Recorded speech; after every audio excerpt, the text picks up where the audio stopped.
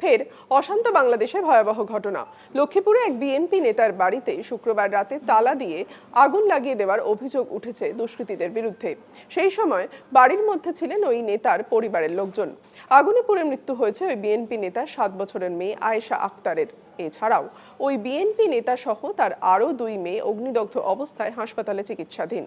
জানা গিয়েছে, বিএনপি নেতা বেলাল হোসেনের বাড়ি ভবানীগঞ্জ ইউনিয়নের চরমনসা গ্রামের সুতারগুপ্তা এলাকায়।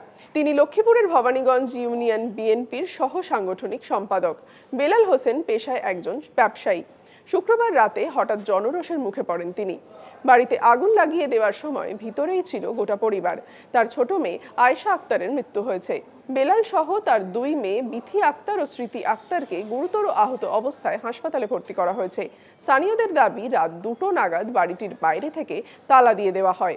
এরপরে পেট্রোল ঢেলে বাড়িটিতে আগুন ধরিয়ে দেওয়া হয়। বাড়িটি পুড়ে ছাই হয়ে গিয়েছে। এই ঘটনায় বাংলাদেশের অন্তরে উঠেছে নিন্দার ঝড়। বিএনপির এক নেতা হাসিবুর রহমানের দাবি, এই ঘটনা পরিকল্পিত। লক্ষ্মীপুরের দমকল কেন্দ্রের এক আধিকারিক রণজিৎ কুমার দাস জানান, খবর পেয়ে ঘটনাস্থলে গিয়ে নিহত অবস্থায় এক শিশুকে উদ্ধার করা হয়। অগ্নিদগ্ধ অবস্থায় উদ্ধার করা হয় আরও 3 জনকে।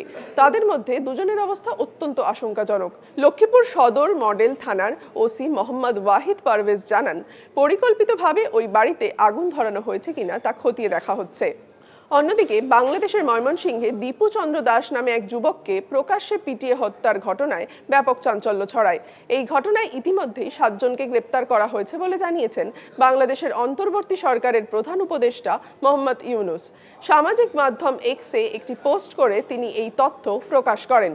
এই ঘটনায় জড়িত কাউকেই ছাড়া হবে না এবং আইন অনুযায়ী কড়া ব্যবস্থা নেওয়া হবে বলে জানিয়েছে প্রশাসন। ঘটনা দুটি এমন এক সময় যখন বাংলাদেশ জুড়ে রাজনৈতিক ও সামাজিক অস্থিরতা তুঙ্গে।